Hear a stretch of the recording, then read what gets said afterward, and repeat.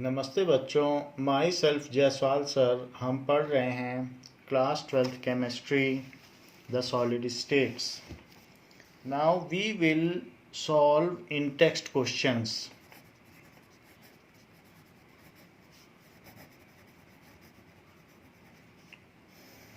Page number 21.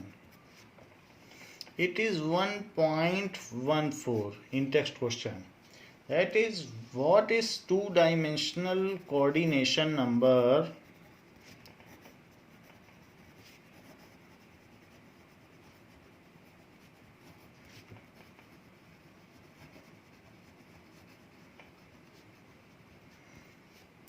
of a molecule in a square closed packed layer?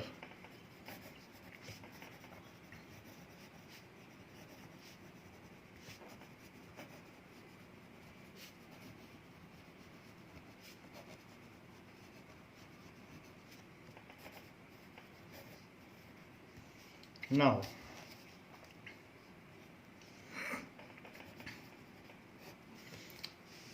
if we do square close packing, then the coordination number of a molecule, this is a square close packing, that is A type. This is a square close packing, two dimension. एक x axis है और एक y axis है. So this is x and y axis.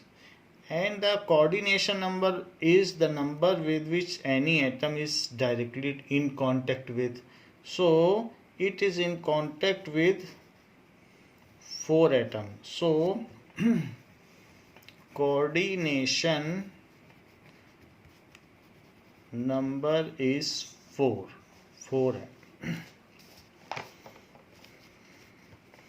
So question number 1.15. A compound forms hexagonal close packed structure. A compound forms hexagonal closed packed structure. Close packed structures. Close. So close packed structure. What is the total number of voids?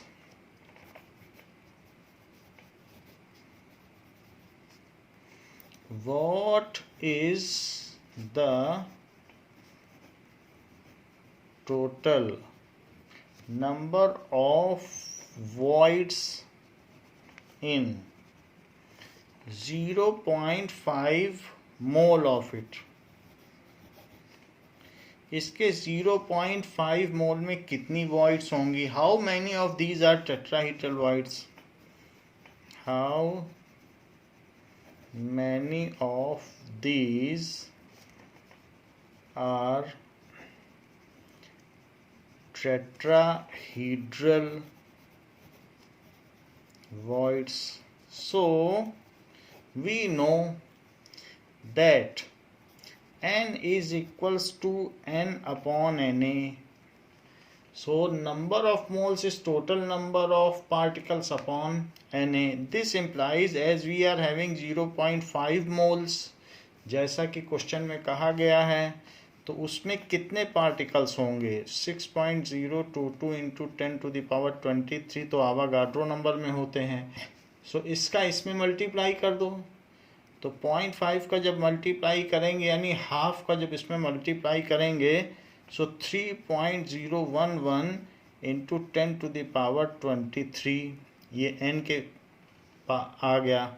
So as the number of molecules, तो compound है और उसमें molecule जो है उसके lettuce points पर हैं.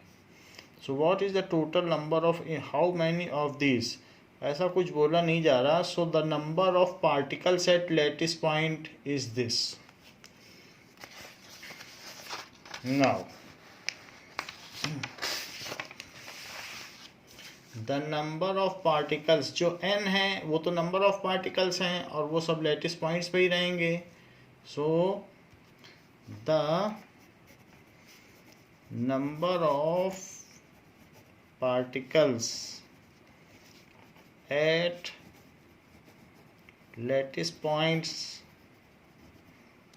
is equals to 3.011 into 10 to the power 23.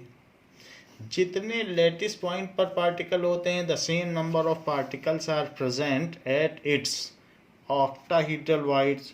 So the number of octahedral voids is similar to be as the number of particles at its lattice points. So it is also 10 to the power 23. And the number of tetrahedral voids is just double of the octahedral voids. So the number of tetrahedral voids is 2 into this 3.011 into 10 to the power 23. अगर n number of particles हैं तो n number of octahedral voids और 2n number of tetrahedral voids. So this will become as 6.022 into 10 to the power 23. So total number of voids कितनी हो गई? So this plus this. So total number of voids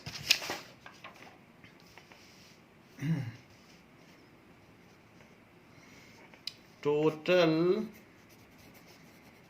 number of voids is equals to octahedral voids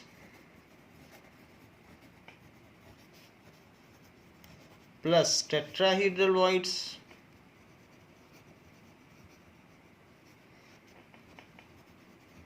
so it is 3.011 into 10 to the power 23 plus 6.022 into 10 to the power 23. So 3.011 plus 6.022 अगर 10 to the power 23 को common ले लिया जाए, and this will aggregate as 9.033 into 10 to the power 23, and in which number of tetrahedral voids are this? In which 6.022 into 10 to the power 23 voids are tetrahedral. वो ये भी पूछ रहा है कि टेट्राहीड्रल voids कितनी होंगी. क्वेश्चन में कहा गया है कि a compound is formed by two elements M and N. A compound is formed by two elements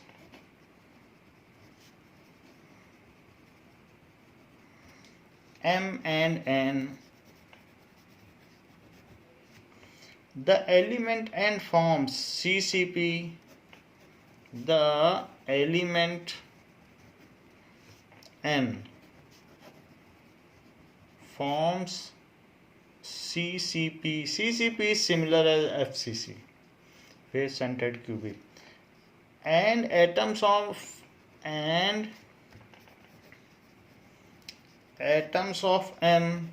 occupy. So atoms of M या तो वो इलेक्ट्रोपॉजिटिव होगा या कैटायन होगा, छोटा होगा तभी तो वो ऑक्यूपाई कर रहा है वॉइड्स को.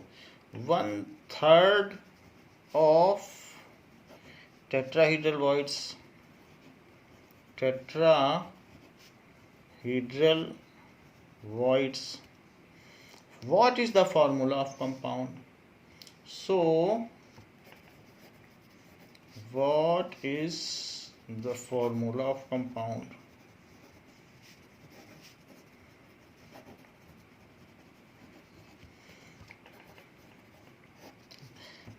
Element has at the element N forms CCP.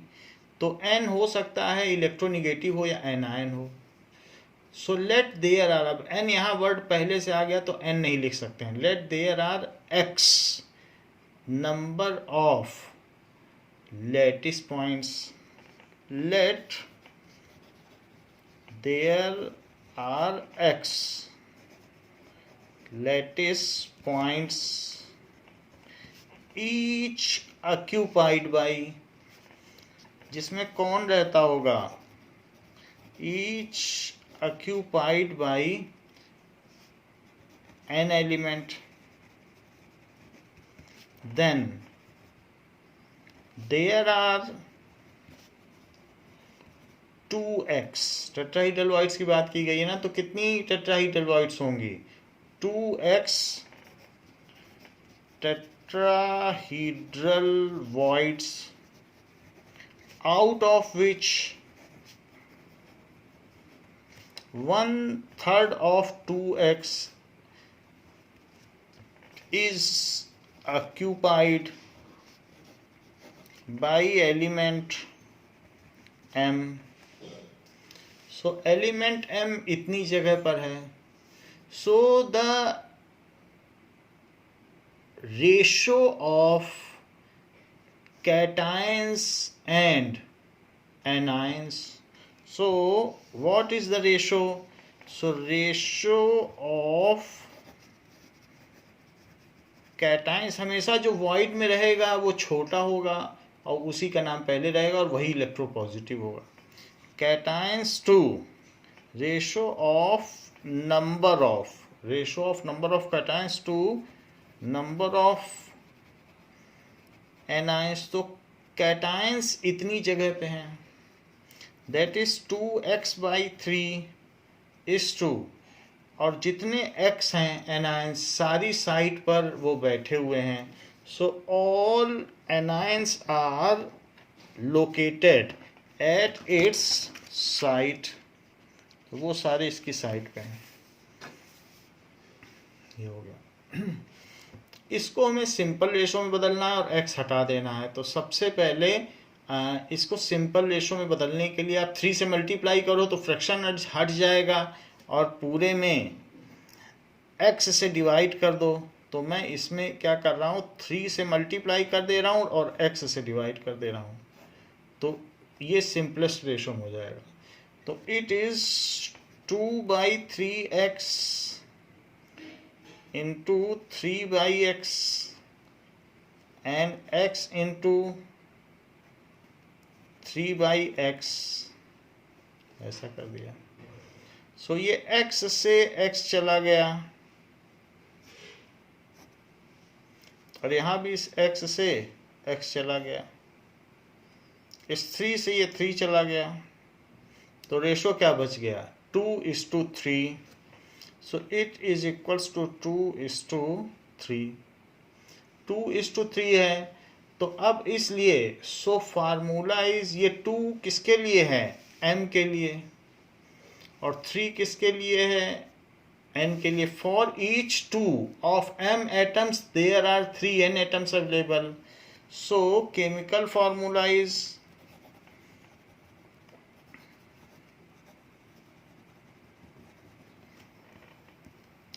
M2N3. तो उसका केमिकल फॉर्मूला हो गया M2N3. जैसे Fe2O3 होता है तो वैसे ही कुछ है. नाउ नेक्स्ट क्वेश्चन पूछा गया है कि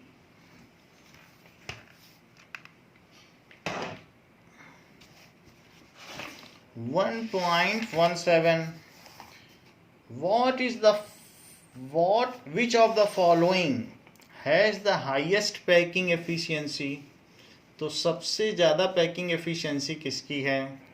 question number 1.17, which of the following has highest packing efficiency? Simple cubic,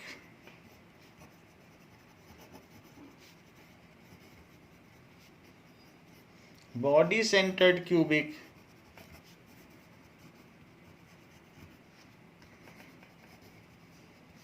Third, hexagonal close packing lattice. Hexagonal close packing lattice. Now,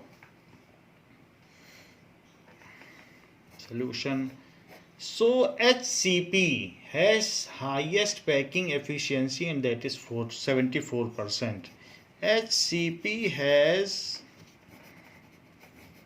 highest packing efficiency.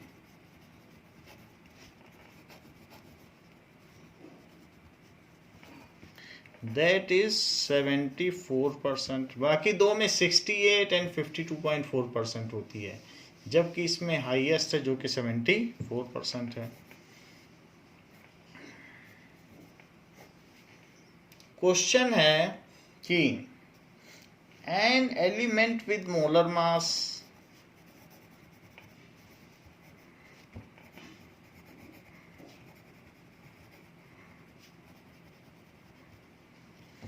(2.7 into 10 to the power minus 2 kg per mole forms a cubic unit cell. Forms a cubic unit cell with edge length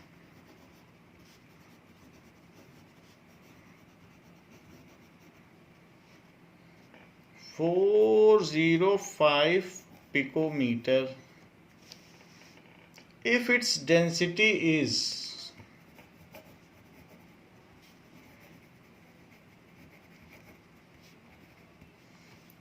2.7 into 10 to the power 3 kg per meter cube, ऐसा दिया गया है. So if its density is this much kg per meter cube, what is the nature of the cubic unit cell? What is the nature of cubic unit cell? तो मतलब जो भी ये cubic unit cell है वो body centred है या फिर सीसीपी है या फिर प्रिमिटिव सेल है, ये हमें पता करना है. अगर z की वैल्यू 4 आती है तो ये एफसीसी एचसीपी हो सकता है, और जैसा होगा मान लीजिए z की वैल्यू 2 आई तो बॉडी सेंटर्ड क्यूबिक है, एंड अगर 1 आती है तो प्रिमिटिव क्यूबिक सेल है. तो हमें z निकालना है. देखिए D is equals to ZM upon NA A cube, ये चीज होता है. सो डेंसिटी कितनी दी है? डेंसिटी भी आप मीटर में केजी पर मीटर क्यूब है तो ठीक है, ऐसा ही सिस्टम में हम समझेंगे. सो दिस इज 2.7 इंटू ये जेड स्मॉलर जेड है, it is 10 to the power 3. z नहीं पता. मोलर मास, ये मोलर मास है, मोलर मास भी फिर केजी में लेना पड़ेगा. सो मोलर मास दिया भी है केजी में, दैट इज किसी का मोलर मास 27 ग्राम है तो उसको केजी में बदल लो. वैसे ही एल्यूमिनियम है, so into 2.7 into 10 to the power minus 2 kg, क्योंकि 27 उसी का होता है. और Na 6.022 into 10 to the power 23 A cube. तो एज लेंथ 405 पिकोमीटर है तो A को आप बदल लीजिए. 405 picometre is 405 into 10 to the power minus 12 metre.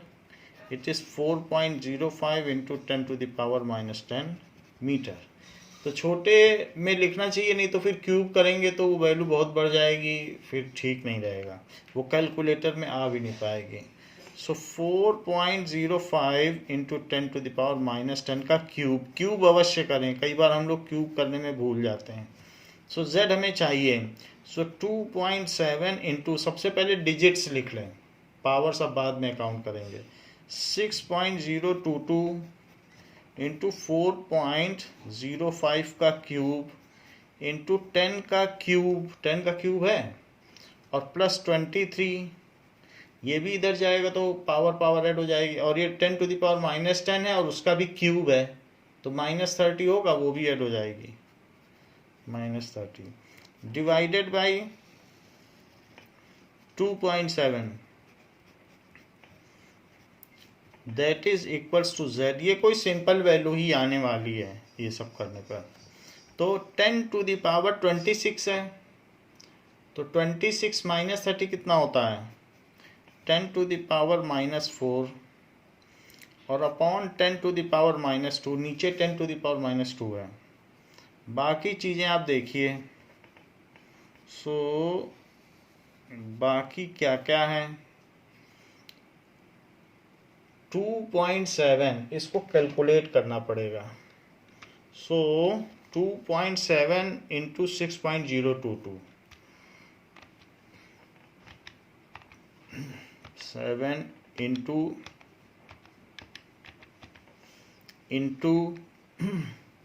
4.053 times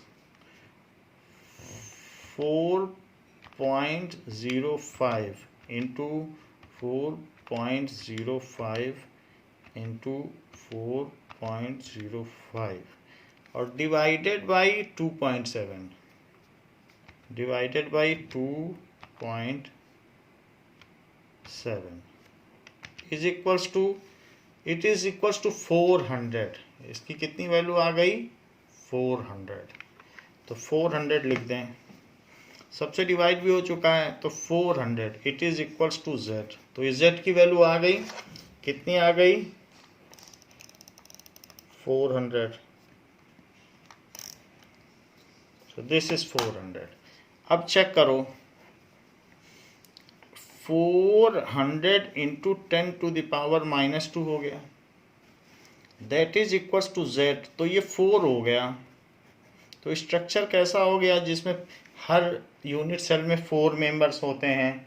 so it is cubic closed packing, it is CCP cubic closed packing, it is CCP type packing, क्योंकि उसमें ये FCC भी इसको कहते हैं, और या फिर HCP भी कह सकते हैं। तो कुछ भी आप उसमें से बोल दें, या दोनों बोल दें, CCP और HCP कुछ भी बोल दें। अब देखिए, नेक्स्ट इज व्हाट 1.18। तो ये सारे आपके इन टेक्स्ट क्वेश्चंस हो गए।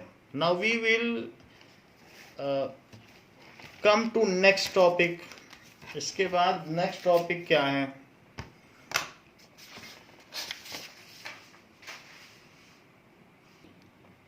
now the next topic is imperfections in solid, that is imperfections in solids।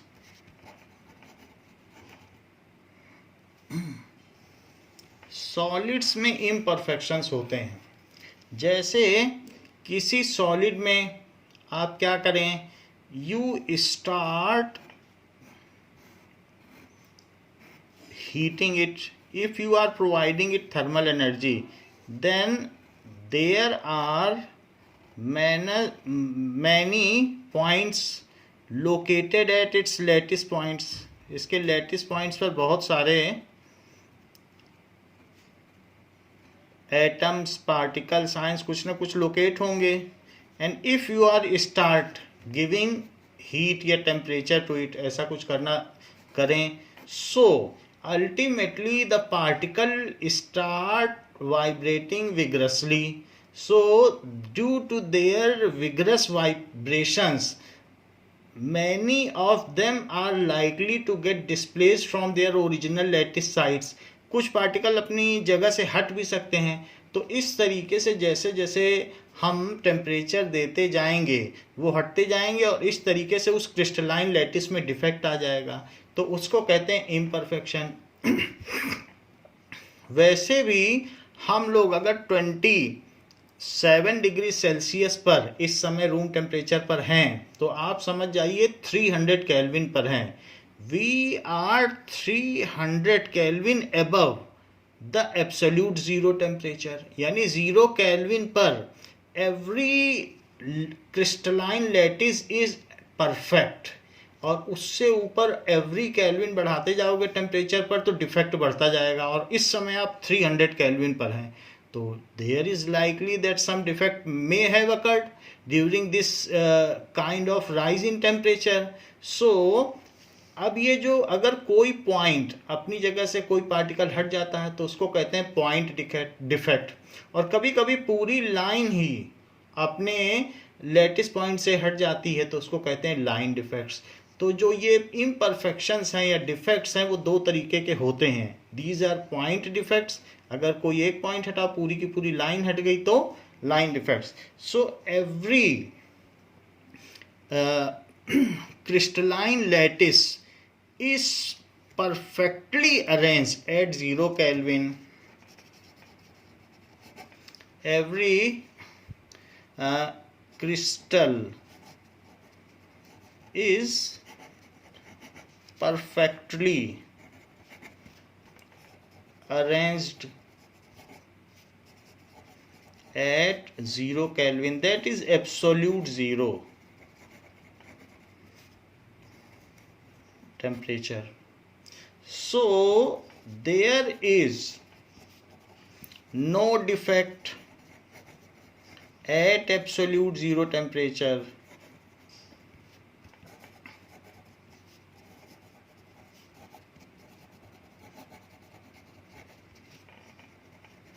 However, as thermal energy is given, thermal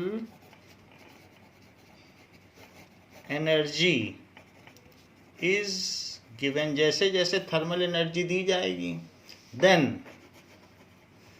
particle start vibrating vigorously. Particles start vibrating vigorously and some of them may have displaced from their lattice points and some of them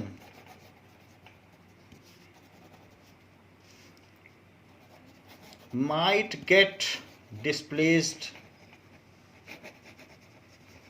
from their lattice points. Lattice point से कुछ particle हट सकते हैं. So this is called point defects. अगर कोई एक हटा है अपने लैटिस पॉइंट से so this is called point defect.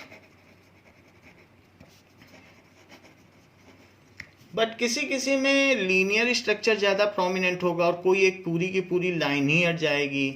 If A complete line is missing from A crystalline lattice, if a complete line is missing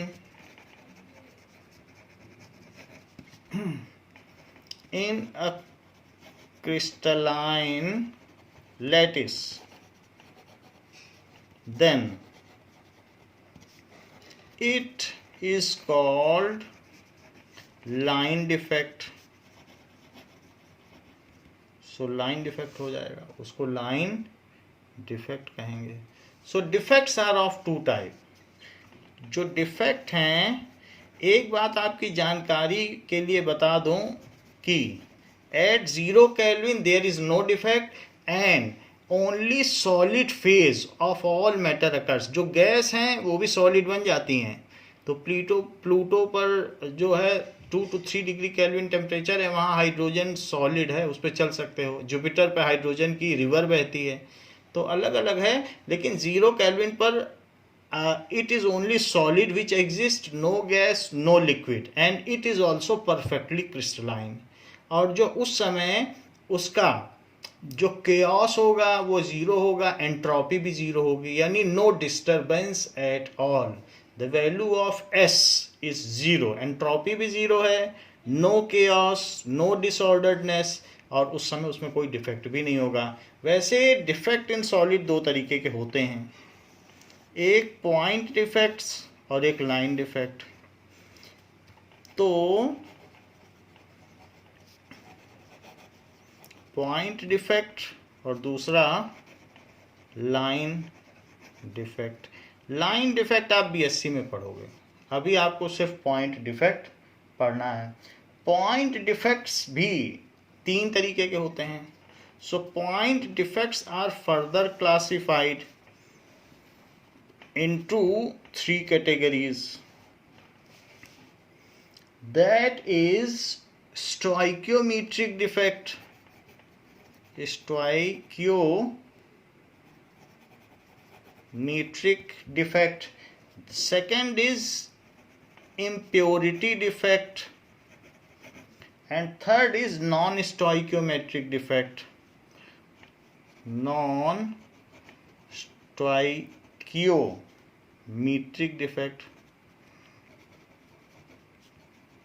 So point defects तीन तरीके के हैं, एक स्टोइकियोमेट्रिक डिफेक्ट, एक इम्प्योरिटी डिफेक्ट, एक non stoichiometric defect. जो stoichiometric defect हैं वो चार तरीके के हैं। वो कौन कौन से तरीके के हैं?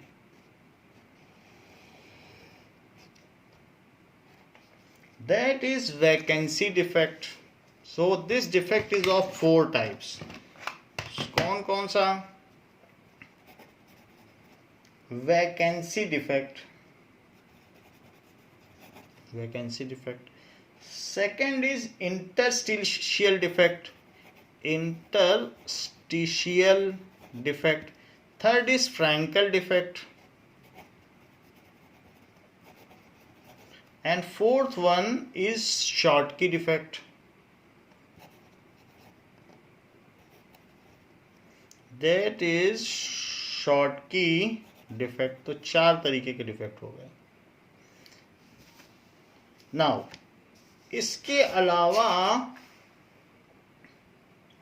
इम्प्योरिटी डिफेक्ट में कोई टाइप नहीं है, जबकि इम्प्योरिटी डिफेक्ट, फिर नेक्स्ट आता है नॉन स्टोइकियोमेट्रिक डिफेक्ट। तो उसमें there are different types, metal excess defect और मेटल डेफिशिएंसी डिफेक्ट। सो ये दो तरीके के हो सकते हैं। कौन कौन से? Metal excess defect, metal excess defect. So it is metal excess defect and metal deficiency defect. Now metal excess में हो जाए तो मेटल एक्सेस डिफेक्ट, और मेटल डेफिशिएंसी डिफेक्ट दूसरा है metal deficiency defect. Metal excess defect and metal deficiency defect.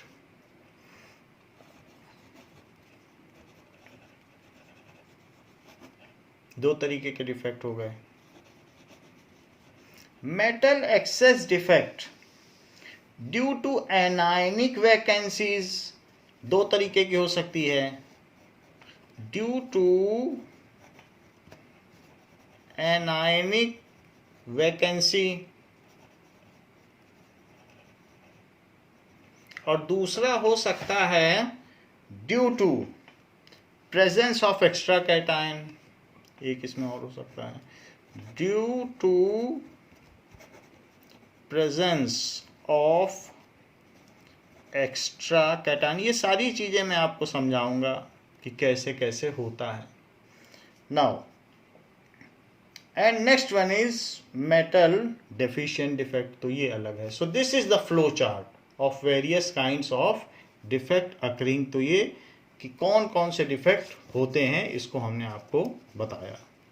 These are the various types of defects, point defects के ये सारे टाइप्स हैं। तो इसको आप फ्लो चार्ट को एक बार तैयार कर लीजिए। बाकी इन डिफेक्ट्स के बारे में क्या क्या एक्सप्लेनेशन है, कैसे कैसे डिफेक्ट करते हैं, इसको हम आपको अगली क्लास में बताएंगे। इस क्लास के लिए बच्चों इतना ही। Thank you.